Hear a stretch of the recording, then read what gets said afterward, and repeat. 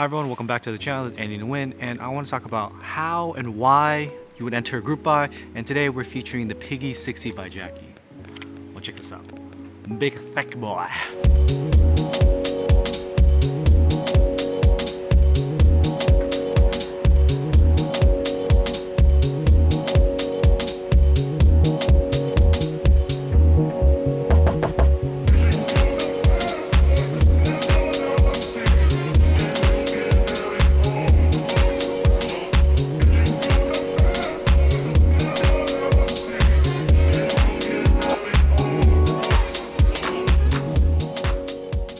And if you just wanted me to talk about the board, the Piggy 60 is the 60% version of Jacky's Elephant, which is a 70% keyboard, which is a big thick boy. This is the little baby brother. It is a low front height board with the same tapping angle of 5 degrees, and it's very striking in appearance, and I think it's great for someone who just wants an addition to their collection. It is $400+ with all the add-ons, so it's not an affordable board. It's not really a daily board. It really is a board that if you know you want it, you know you want it.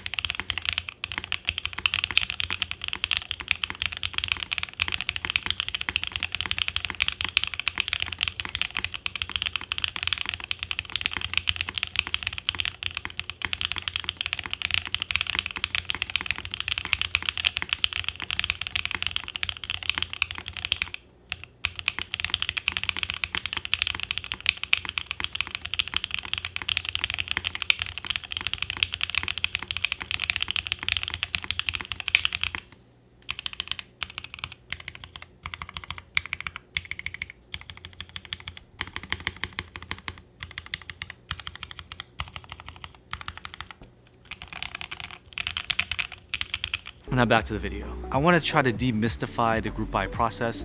A group buy is basically a pre-order period where you put your money down. It's like a Kickstarter if you're familiar with that. The product isn't made yet other than prototypes, and there's some advertising. And in the realm of custom mechanical keyboards, it's typically not some kind of advertisement video. It really goes through streamers such as myself. I did get a prototype unit. I was not paid for this review. I just wanted to make some content on it to, one, help you in the decision-making process, and two, maybe convince you to buy the board. I get no kickback, so let's continue with the video. And I want to take a minute to ask, if you haven't subbed and you haven't liked already, if you like my content, enjoy the content, it really helps me on the algorithm if you comment, like, subscribe, do the whole thing. And if we can get to 20K subs, I'll do the next review in wing mode. Yeah.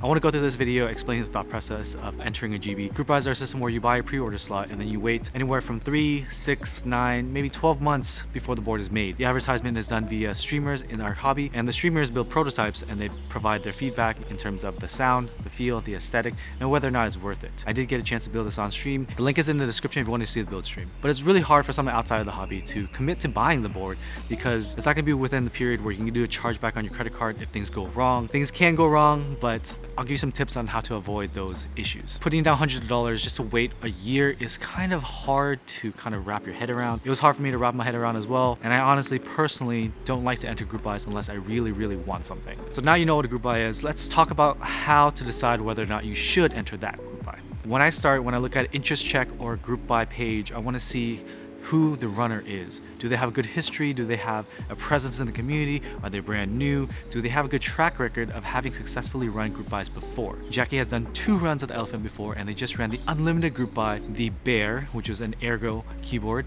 and that was unlimited, so there's a lot of units, and they were still able to fulfill within 7 months, barring that 1 month delay from Chinese New Year because factories shut down for a month. So having a good track record helps. It makes me feel more comfortable that they won't just run off with my money. Now, do they have prototypes? Some group buys or pre-orders don't have prototypes. An example of that would be the glorious GMK Pro. They literally ran the pre-order without showing any prototypes, and that was weird. What I want to see is at least bare minimum a prototype with a sound test that's recorded well on the Keycaps page or the group buy page. Second, if they can get prototypes sent out to reviewers that I trust, hopefully objective reviewers, then I get a better feel, because now that streamer or reviewer can compare it with other things they have seen before, whether or not it's worth it. And you can't be asking people to give them hundreds of dollars of your money without fronting the cost of a prototype unit. A prototype unit for the runner costs a few $100, and they have to do a few runs to make sure it's right. But if they're not willing to do that, why would I be willing to give them all of my hard-earned money? For the Piggy GB, Jacky sent the board out to a few reviewers, including myself, and we all looked at it. We provided feedback. We looked at the side gasket design. We looked at whether or not universal PCB would fit. Jacky was really receptive to all the feedback. For the prototype, the PCB was green, and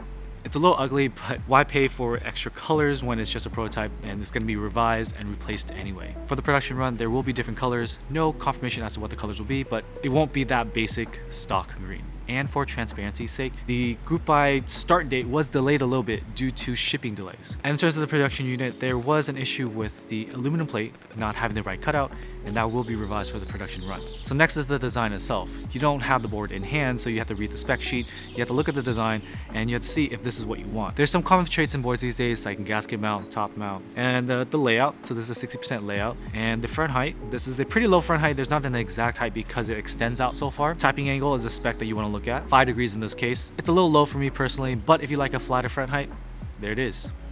Here's the angle, it's pretty flat. You can see that the front height right here, there's a slope to it. So it's very low and very comfortable. I really like that actually. So these are thick bezels. Oh my God. One of the design elements that's cool about this board is that there's a hidden screw design. The bump-ons will go right here, right? And it'll cover the screw. And the case material itself, this one's PC, it comes in aluminum as well. And that factors in your decision making, right? PC with underglow looks really nice, but if you don't like that aesthetic, you don't like the feeling of a plastic keyboard, you run with the aluminum case. And beyond the case material, you can have a different mid piece, you can have a different material for the weight. There's a lot of customization available. And there's some design elements that you can't really infer from the specs. You kind of have to see a prototype. One of those is the PC case. How the RGB interacts with the PC case, you really got to see at least within a prototype, at least within a stream. And I gotta tell you, the RGB in the PC case for my unit was really nice. The underglow is really soft. It wasn't bright. It wasn't distracting. There were no hotspots for the LED. I do personally still prefer the Rukia RGB with the Adelies PCB. There's perky RGB as well as underglow, and it's just bright as hell. Makes the Piggy look dim, but at least the Piggy looks classier. The Rukia admittedly looks a little cheesy, a little young, but I like that kind of thing. Personal preference, of course. I gotta mention as well, the PC unit was much lighter, 2 pounds lighter than the aluminum unit. It is a big honking board, so although it's plastic, it's a lot of plastic as well as the brass weight, so pretty heavy. And if you want like extremely heavy, a big chonker boy, the aluminum one is gonna be right up your alley. You also gotta think about how the PC case sounds different from the aluminum case. Prototypes really help in this regard. I think PC cases usually round out the sound, make it a little bit deeper, so keep that in mind. Next thing to think about is, how do you feel about the board? You, the person watching this video right here, the person possibly entering the group buy, the person paying the money. Don't fall for the hype. Hype has some value. If it's hype, that means it must be worth something, it must be good. But at the end of the day, if you don't personally like it, don't buy it. Don't worry about if the aftermarket is going to be too crazy. I really want to make this point clear because people get FOMO and they think keyboards are investments and they'll buy every single one. But I'm not going to lose money. I'm like, yeah, you do lose money. You don't have that money for almost a year in some cases. There's opportunity cost here. You gotta think about that. For me, I'm probably not going to enter the group buy because of the typing angle. Typing angle of 5 degrees, I didn't think it was going to be that bad. I guess I did not use my Matrix 1.2 OG that much because that has a low typing angle as well. But typing on the Piggy, trying to do the typing test on the stream, I'll show you clips here, I kept scuffing it. I kept choking and I couldn't get my groove. And that is something you can get used to, but I personally didn't like how close the keys were together when they were at that angle. I kept crossing over keys and mistyping and all that. I will say that I had similar concerns about the Unicorn. The Unicorn has a tall front height, and that was hard for me to type on because I was used to the lower front height, but I did get used to the Unicorn, so much so that when I went back to a lower front height board like the Vega, I started typing on the Vega. So you can get used to whatever. I personally don't think that I want to add another board to my collection because at this point in my life right now, I think I have other priorities. So now let's look at the GB present timeline.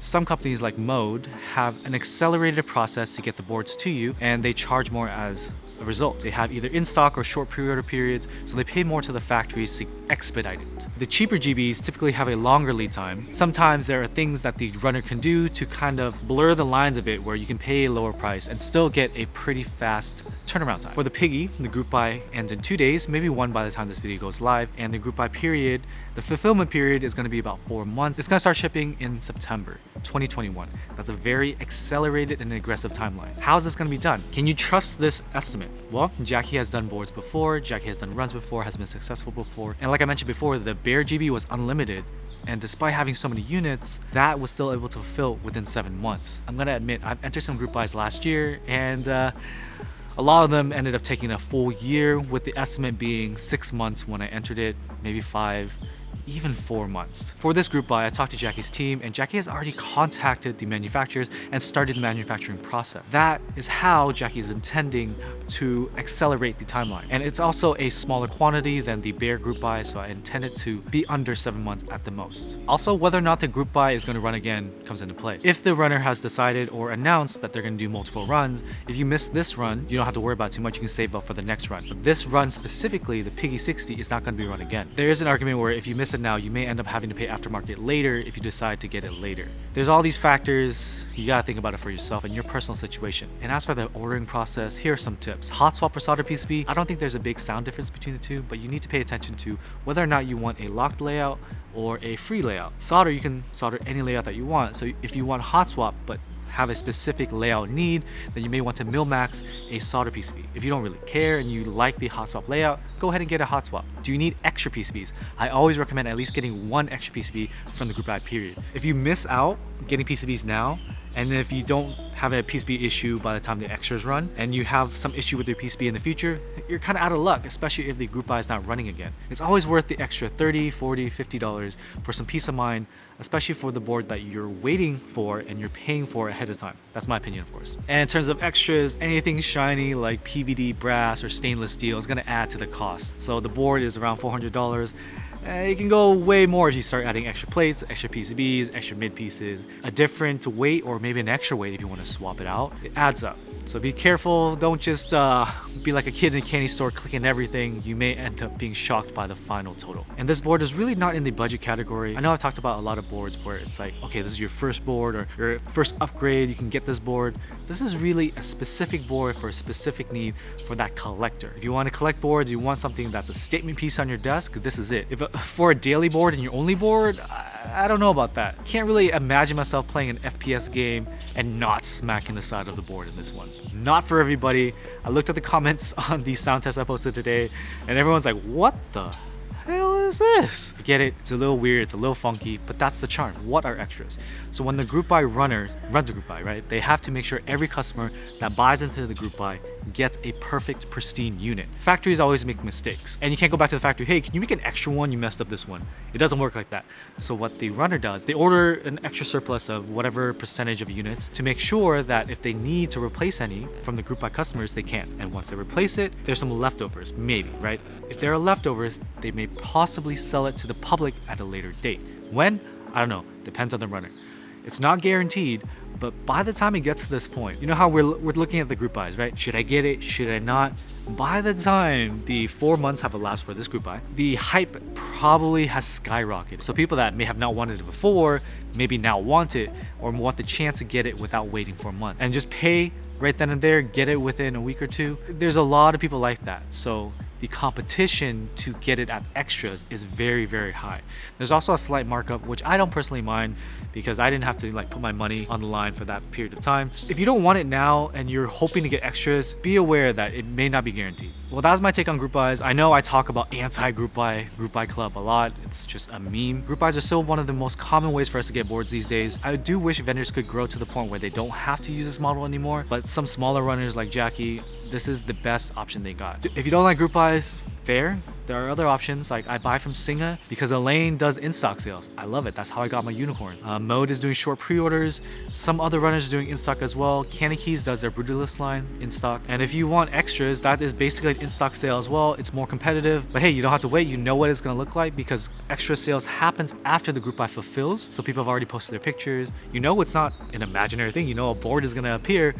So that's another route to take. There's a lot of options. Don't be pressured into entering a group buy if you don't want it. It's really hard to justify sometimes. Your preferences may change, your likes may change. You may not even be in the hobby in 6 to 12 months time. We are opening back up and we're able to go outside, have outside activities, outside hobbies. So maybe keyboards may not be the #1 priority for you anymore.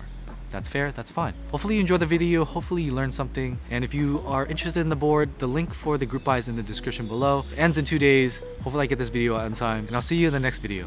Peace.